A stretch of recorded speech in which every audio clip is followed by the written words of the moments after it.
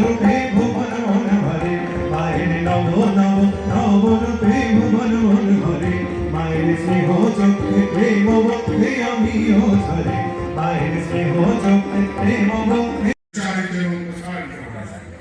সেই জন্যই শ্রীরামকৃষ্ণ মিশন ওনার নতুন সম্প্রদায় শ্রীরামকৃষ্ণ গড়ে তোলেন। যে কথাটি আরো ভিন্নত্বের কথা যদি বলি তাহলে দেখবো রামকৃষ্ণ মিশনের স্বামী বিবেকানন্দ শিলমোহর তৈরি করলেন।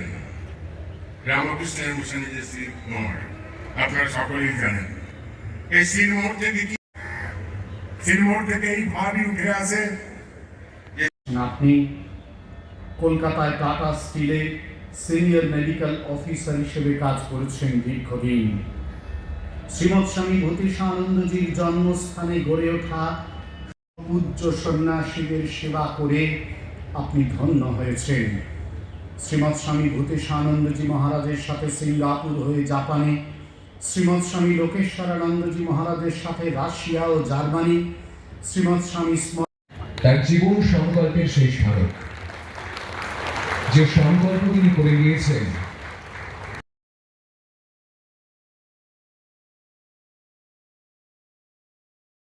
এই সম্মাননা পত্র দেওয়া হলো। এটার একটা বিশেষ কারণ আছে। আমাদের তো বাড়িতে বাড়িতে এখন সবার বাসনার ডাক্তার হব, ছেলে মেয়েরা আসে প্রণাম করতে, বলে মানুষ এখনো আছে এবং এরা আদর্শ রক্ষা করেছেন। এটাই ভারতীয় আদর্শ, এই আত্মনমস্বার্থম জগৎ বিদ্যাচর একটি ভক্তমণ্ডলী তাদের শ্রদ্ধা ভালোবাসা জানাই নেই। আজকে এই স্থানে এসে আমি আশীর্বাদ ধন্য হয়ে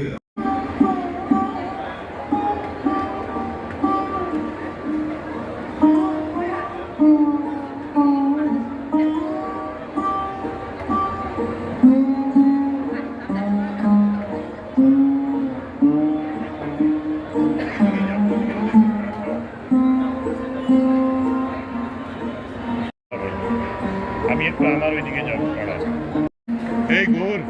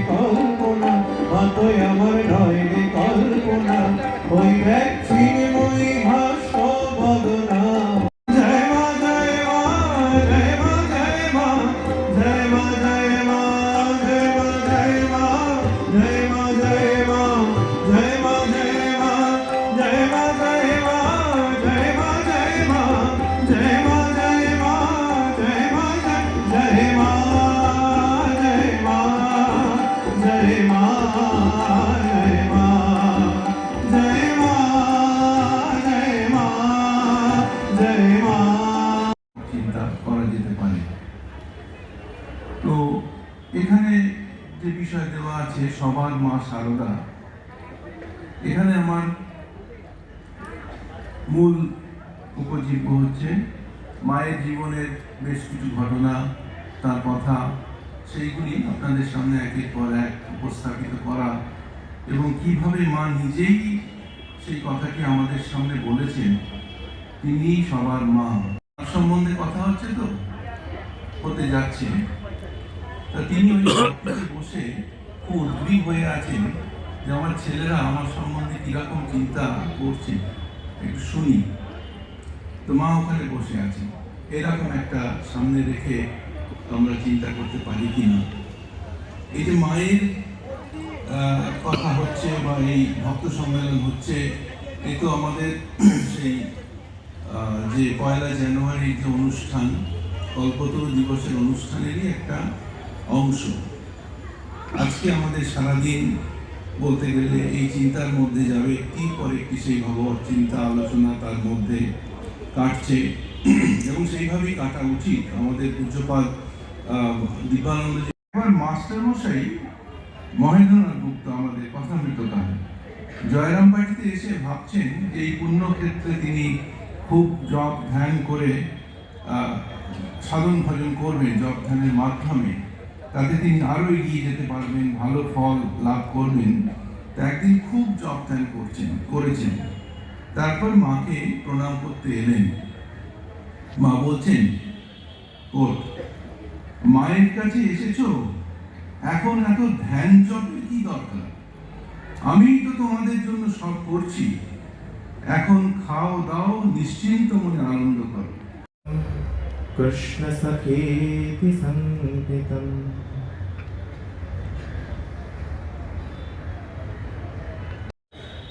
নেই বলেই পরবর্তীকালে অনেক সময় এই প্রশ্ন উঠেছে, আজও যে ওঠে না তা নয়, যে বিবেকানন্দ যা বললেন, যা করলেন, তার সবটাই কি রামকৃষ্ণের থেকে নেওয়া, শ্রীরামকৃষ্ণের থেকে নেওয়া, নাকি একটু আলাদা হয়ে গেল? সেই সময়ে এই প্রশ্ন উঠেছিল গুরু ভাইদের মধ্যেও, এই প্রশ্ন উঠেছিল গুরু ভাইদের মধ্যে, তোমার এসব বিদেশি ভাবে কাজ করা হচ্ছে, ঠাকুরের অন্যরকম দেখেছি কিনা? একটি জায়গায় শারদানন্দজি বলছেন, যারা শারদানন্দজির জীবনী পড়েছেন তারা সবাই জানেন, অতি পরিচিত ঘটনা এটি। শারদানন্দজি বলছেন একটি জায়গায়, তখন মাস্টারমশাই বলে বেড়াতেন যে ওরা মানে সন্ন্যাসীরা ঠাকুরের পথ ছেড়ে ভুল পথে চলছে, সেই জন্য আমার রাগ হয়েছিল। এই জীবনীটি লেখার সেটিও একটি কারণ ছিল বলে শারদানন্দজি মনে করছেন।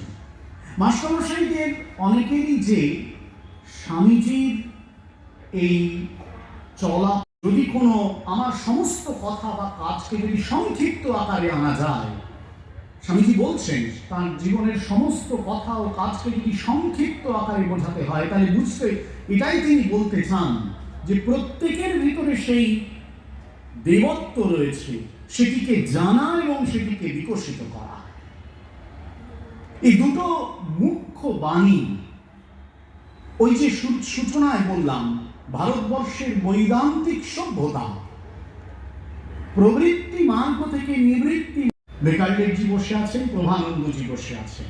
প্রভানন্দজি কথোপকথনের মাঝে একটা জায়গা শুধু বলছি, প্রভানন্দজি বলছেন ওনাকে, আপনি তো, ইংরেজিতে কথা হচ্ছে, আপনি তো আগে শুধু বলতেন বিবেকানন্দই করেছেন এই রামকৃষ্ণ মিশন, রামকৃষ্ণ মিশন, এই সেবা কাজ, এগুলো বিবেকানন্দের সৃষ্টি, শ্রীরামকৃষ্ণ এটা বলেননি। এখনো কি তাই বিশ্বাস করেন এত বছর পরে? বেকারলেট বলছেন, জীবনটা দীর্ঘস্থায়ী হয়েছে স্বামীজি, আরো ঘুরেছি, আরো পড়েছি, দেখেছি, এখন বুঝেছি রামকৃষ্ণ বিবেকানন্দ আলাদা নন। স্বামীজি একটি কবিতা লিখেছিলেন, to the 4th of July। কবিতাটি লিখেছিলেন আমেরিকার স্বাধীনতা দিবসের উদ্দেশ্যে, কিন্তু কবিতাটি যদি ভালো করে পড়া যায় বোঝা যাবে না, কবিতাটির মধ্যে আসলে রামকৃষ্ণ অবতারের আবির্ভাব এবং তার কার্যধারা কিভাবে বিবেকানন্দ এগিয়ে নিয়ে চলেছেন, কি তিনি প্রত্যাশা করেন, সেটি লিপিবদ্ধ আছে। স্বামীজি লিখছেন সেখানে, আমি তার বঙ্গানুবাদটি বলছি, তারপরে এলো দিন, সফলিয়া উঠিল যখন সকল সাধনা কর্ম পূজা প্রেম আত্মবলিদান, তখন উঠিলে তুমি হে প্রসন্ন ছড়াবার তরে মুক্তির আলোক শুভ্র সারা বিশ্ব মানবের পরে। চলো প্রভু চলো তব বাধাহীন পথে ততদিন, যতদিন ওই তব মাধ্যম দিন প্রখর প্রভায় প্লাবিত না হয় বিশ্ব, যতদিন নরনারী তুলি উচ্চ শির নাহি দেখে টুটেছে শৃঙ্খল ভার, না জানে শিহর আনন্দে তাহাদের জীবন নূতন। একদিন যাজ্ঞবল্ক মৈত্রেয়ী এই আত্মমুক্তির সাধনায় প্রবৃত্তি মার্গের ঊর্ধ্বে এসে দাঁড়িয়েছিলেন। সেটি ভারতের সনাতন সাধনা, বিশ্বের কাছে ভারতের গান।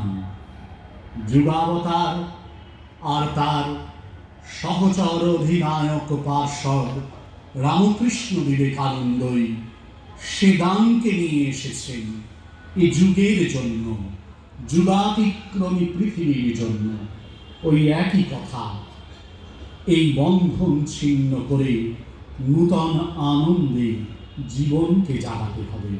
সেই আমাদের লক্ষ্য, সেই আমাদের সাধনা। কথা বলেছে। অনেকে মনে করেন বিবাহিত জীবন আধ্যাত্ম জীবনের পরিপন্থী। প্রাচীনকালে অনেক মুনি ঋষি বিবাহিত ছিলেন, এমনকি রাম, কৃষ্ণ, বুদ্ধ, চৈতন্য, রামকৃষ্ণ প্রভৃতি অবতারেরা বিবাহিত ছিলেন। অবশ্য বুদ্ধ ও চৈতন্য স্ত্রী ত্যাগ করে সন্ন্যাসী হয়েছিলেন। গার্হস্থ্য জীবনের প্রতি তন্ত্র প্রভৃতি বিভিন্ন হিন্দু শাস্ত্রে বিশদভাবে উল্লেখ রয়েছে।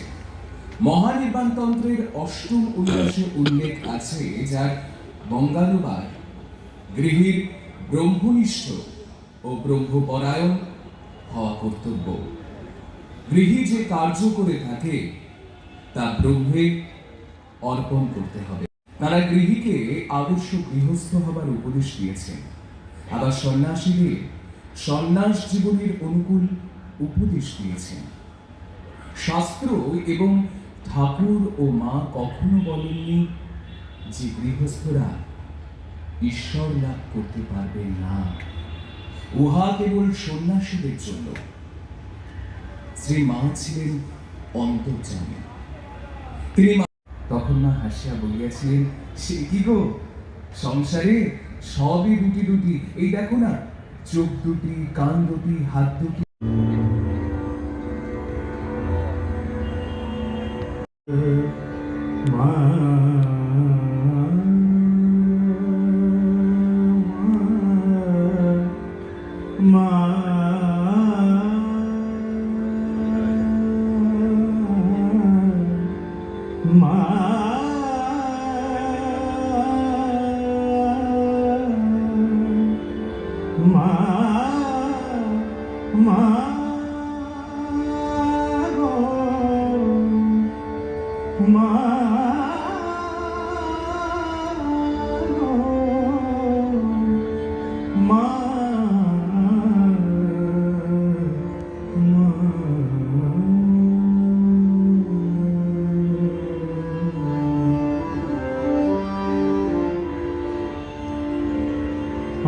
আছো মা বাড়ায় চরণ দুখানি,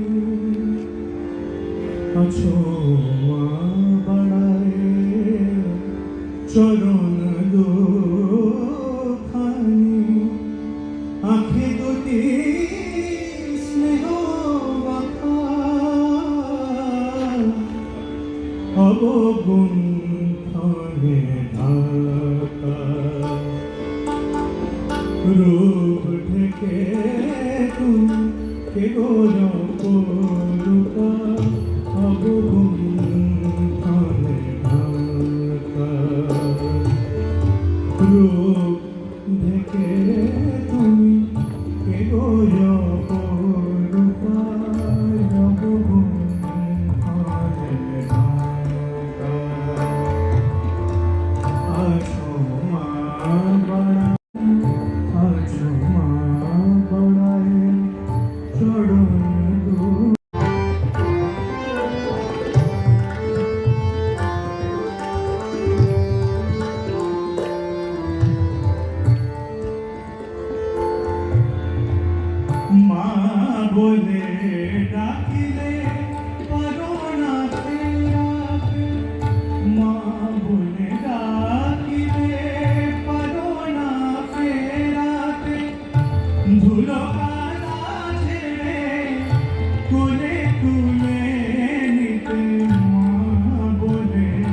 ডাকিলে কেবল রূপায়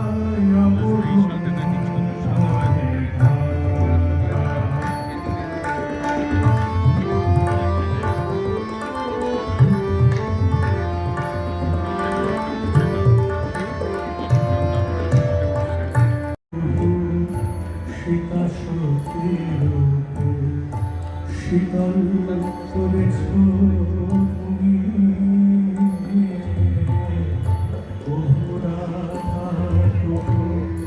সীতা সতীর শীতল করেছ